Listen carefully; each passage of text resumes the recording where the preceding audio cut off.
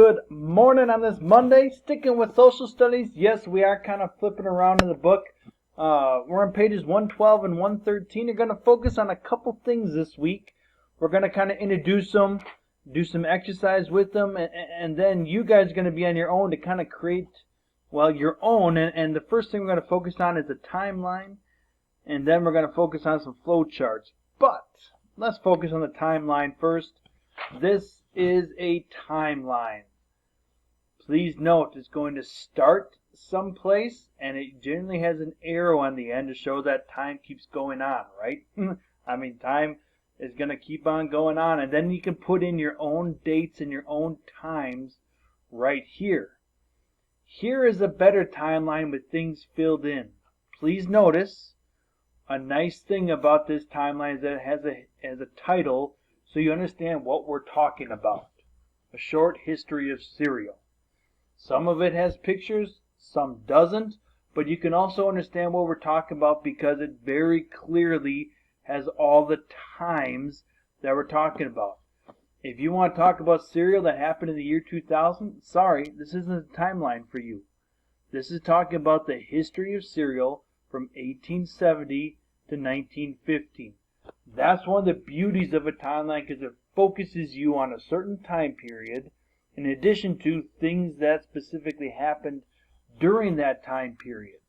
And it doesn't take a lot.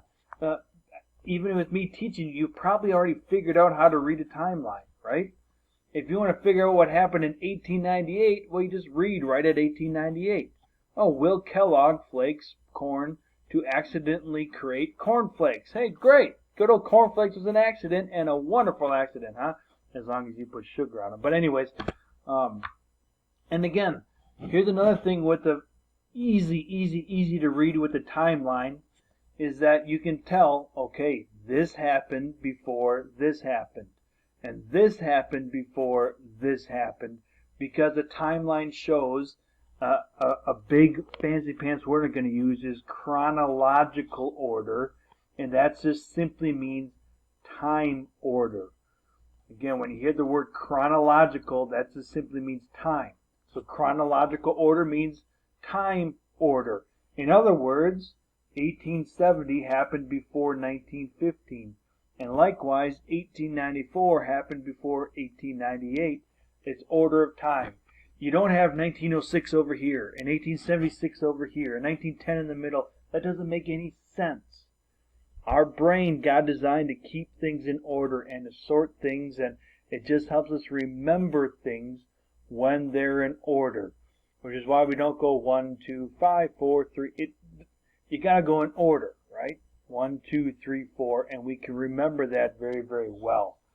That is what a timeline does. Now, here's again just simply another example of some timelines. I don't want you to get confused, but I'm going to show you a lot of different examples of timelines. But even though they might look a little different, you can always tell that they go in, again, here's that big C word, chronological order or time order. This might not exactly have the year on it, but you can know, okay, the first event happened here, then the next event happened on April 5th, then the next event on May 19th, and so on and so forth. You can see how it goes in order. They're not going to shove June 23rd here because it doesn't follow the order. Here's another timeline, so to speak. And obviously, again, we don't have the exact events that happened, but it just shows you how you can point what happened. And look, you don't even have the date, but you can tell by where this little arrow is pointing. This did not happen in April. We're not at the April yet, but it happened in very late March. Now, you might say, well, was it March 28th or March 30th? That we don't know exactly, but you can tell it happened at the end of March. And event 2, whatever it was, happened at the beginning of April. Look at this. Event 3 looks like it happened right in the middle of May or June, maybe May 15th, May 17th, something like that. Here's another one, and if you notice, this is going for a lot of years, but it's talking about the interval years of earthquakes. Now, I hope this isn't too confusing to you, But notice the timeline is way down here because it shows a year. This is the year 1200, 1400, 1600, 1800, and the year 2000. Now, if you look up here, that shows you exactly what happened, some big events that happened. Boom, right here. Okay, Columbus reaches a new world. Boom, right here, the Black Plague in Europe. Those are big events that happened. And these years here, with these stars, are showing when there's a very major earthquake. I'm not talking just a small rumbling, a major earthquake, right? And this is just showing the interval between the years. If you don't believe me, you can take 1317 minus 1134. That's 183 years in between. It's just showing, look, about these amounts of years is when there's another big earthquake. The last biggie was 1906, San Francisco. We're at 150 years plus. So on and so forth. This gets you to thinking and understanding the history of major earthquakes, as well as what else happened kind of in world history. So, my point is, some timelines can be pretty simple and just focus on the history of cereal. Some of them can be quite full. Like when we talk about this, there's a lot of different things going on. It's a lot to keep track of. But because it's in order of year, it's a lot easier to keep track of. Now this was spanning, 800 years. What this is doing is narrowing the focus to timeline of World War I. Now you can probably bet between the years of 1914 and 1919, there was a lot that happened. A lot. But this is just taking some of the major things that happened in World War I. And if you're thinking again, when was World War I? Well, look, here's the years in the timeline right in front of you. If you don't know a lot of World War I, you can see what happened in order. If you're wondering what happened in 1914, read this column. If you're wondering what happened towards the end in 1919, you can look at this column. That helps you keep the events in order, and it just shows you, again, narrowing the focus there on the big things that happened in World War I. Now here's another timeline that obviously we've been talking about horizontal ones. Well, this one is flipped vertically. Again, just to show you about different examples of timelines. Now, you got to really focus on the year of what happened, but you can follow along. It even has a little bit of color coding in there. You can see exactly what happens here on these different years. Kind of whatever this project was, started in 1989, finished in 2020, and it just gives updates on what happened in these years. Here's another one. You can see this is the SpaceX Starship timeline starting in October 2019. This is what they're hoping to do. If you're wondering when man or woman might actually walk on Mars, take a look. You can look, here's 2019, thinking, wait a second, what? We're not in these years. Take a look right here at this yellow line. It says uncertain timeline. In other words, this is what they're planning. This is what they're hoping to do. So, you can see what they have done, and what they're trying to do is, look, in the middle of 2021 and 2022, maybe about a year from now, they're hoping to send an uncrewed mission to the moon, kind of as a practice run. In other words, they're going to control it from Earth. There's not going to be people in there.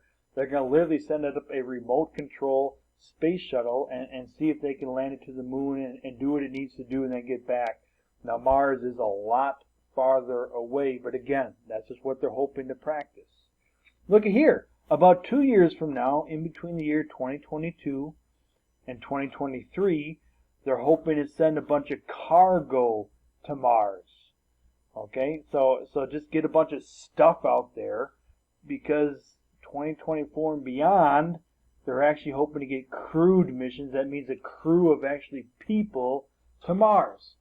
So we focus on a lot of timelines on history of cereal in the 1870s and World War I starting in 1914.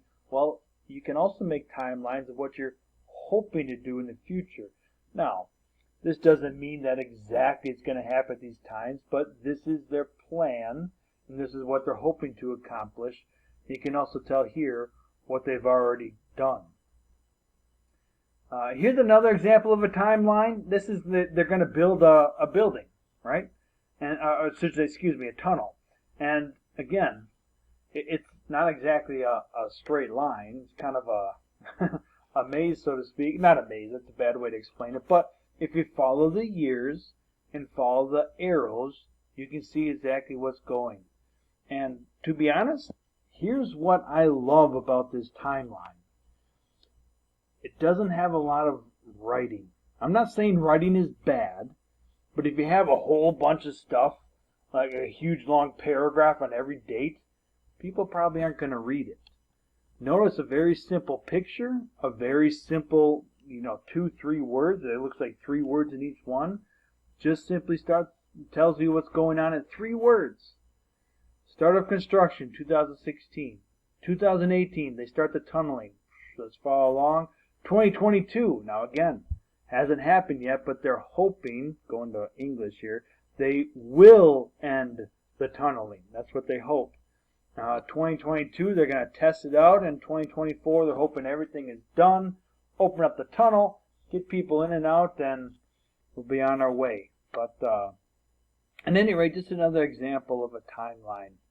Now here's your timeline. You can follow along on your in your paper packet if you want. If you notice, here we have some years, and these boxes are showing the specific things that happened. It gives the year and a short summary of what happened. Now, a lot of things happen these years. These are just some of the main things. Notice the title, New Communities in North and South Carolina. We're not talking about Arizona. We're not talking about California. We're talking about North and South Carolina and some things that happen there with new communities. These questions down here, they're going to try to fool you. They're not going to try to fool you. Maybe I don't want to put it that way. What they are trying to do is say, can you really truly read a timeline? Are you keeping the events in order, or are you mixing them all up, right? You might have to search for a little bit, but guys, there's only, 6 points here, so it's not going to be a lot of searching. But please do it well. It says, which colonists first tried to start a community in South Carolina? You're going to have to first of all look here, South Carolina. Okay, good, there's South Carolina. North Carolina, no. North Carolina, no. North Carolina, South Carolina. And you look at all the South Carolinas, okay, which colonists did it first? Well, here's South Carolina, all in these top ones. We have the English, we have the French, and we have the Spanish. Again, which ones did it first? I don't want the date. I want the colonists who first tried it. Now, number 2, in what year was the first English child born in America? You have to read and try to figure out which ones are which ones talk about a child being born in America. And there it says the year. In what year? Notice number 3. In what year, and I really want you to focus on this word. In what year was the first successful colony started in North Carolina? The first successful, not when they try, but this first successful one. You got to really look at all the different write-ups to see which one was. Number 4, what happened in 1562? Look at 1562, write down what happened. Here again is trying to trick you.